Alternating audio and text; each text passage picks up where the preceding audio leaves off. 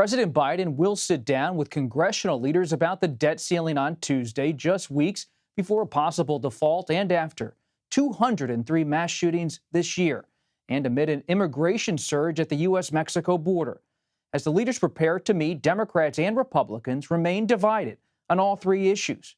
For more on this, Steven Portnoy and Scott MacFarlane join us. Steven is a CBS News radio White House correspondent. Scott is a CBS News congressional correspondent. Good to have both of you here for America Decides. Let's begin, though, by listening to some of the latest commentary on this debt ceiling standoff.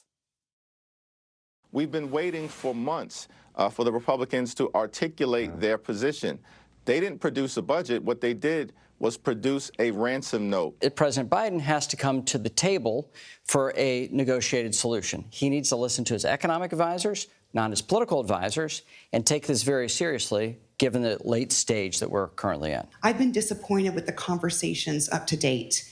Both parties are talking without listening to each other. They're just talking right past each other. Mr. Portnoy, that was all of the Sunday sound, everybody taking their position. Now it's Monday. You're over at the White House. What is the White House's position as they go into this meeting? Well, Bob, there is no change in the White House's position. In fact, we heard today from the press secretary that they shouldn't be viewed as a negotiation, but instead a conversation between the four leaders and the president. The president's position is that Congress has a constitutional responsibility to avoid default and pass, essentially, a clean debt ceiling increase, waiver, suspension, anything that avoids the calamity of a default as early as June 1st. The press secretary said today that the president is willing to have a separate conversation with the Congress on appropriations, on spending. But the fact that the House passed a bill that raises the debt ceiling in exchange for the budget cuts the president considers draconian means that they're at loggerheads. And so tomorrow there's going to be this meeting here at the White House with the top Republicans and Democrats from the House and Senate, the first such meeting of the big four of this Congress. But the positions of the White House are fairly clear and hard and fast, that the president at this moment going into these talks is not prepared to negotiate for an increase in the debt ceiling.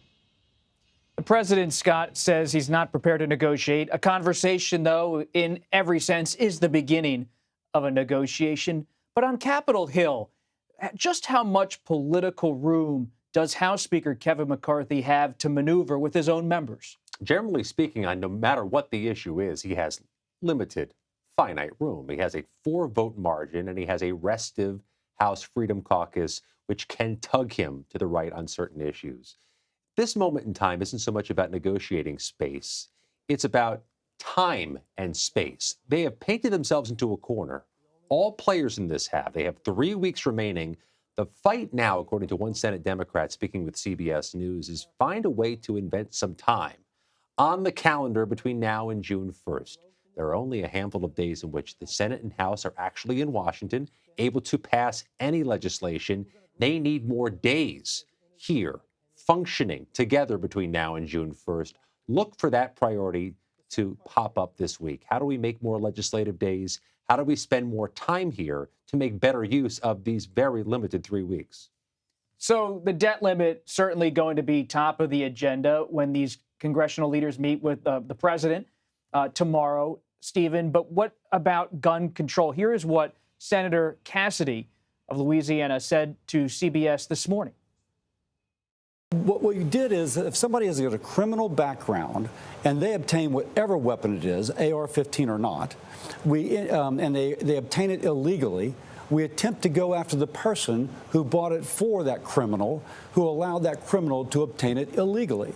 We have to recognize that we can ban these weapons, but there's millions already out there, and somebody who decides to obtain one illegally probably can.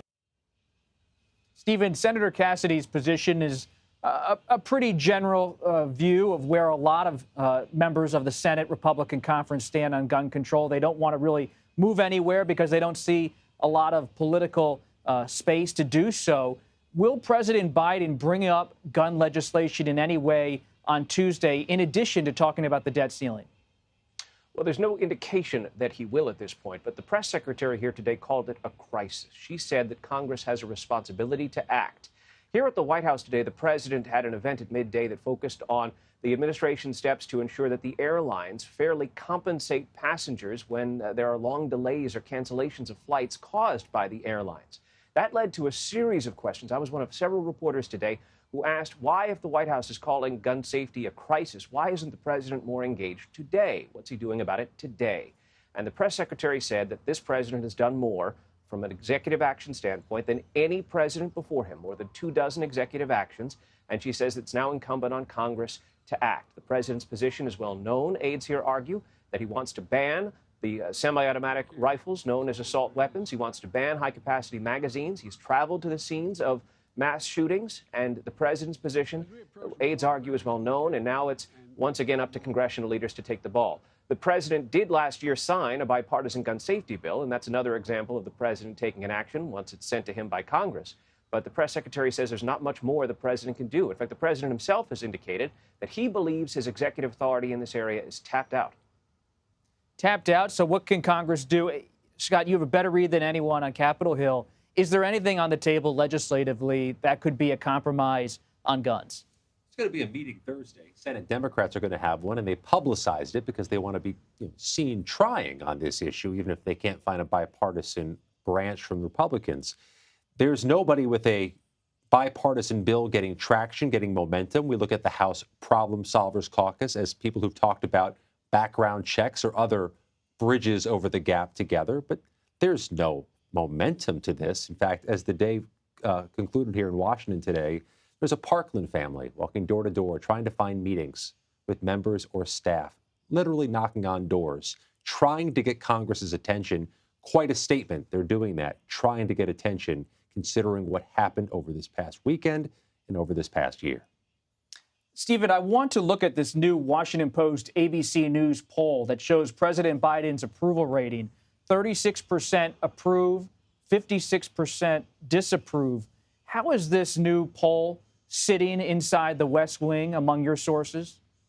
Well, I'm sure it's not sitting well. Look, that poll also indicated that a growing number of Americans believe that the president's age is a factor here, and a growing number of Americans believe that perhaps his mental acuity should be an issue. I don't think aides here are denying that this is a concern in the election, but I think they're focusing on what the president has done. They're talking about his agenda for the future. The whole idea here is that the president has accomplished things and that he wants to accomplish even more, and that he has, in his own words, he's talked about this recently in interviews and in a recent speech he gave when he was in Ireland, that because of his advanced age, he has wisdom.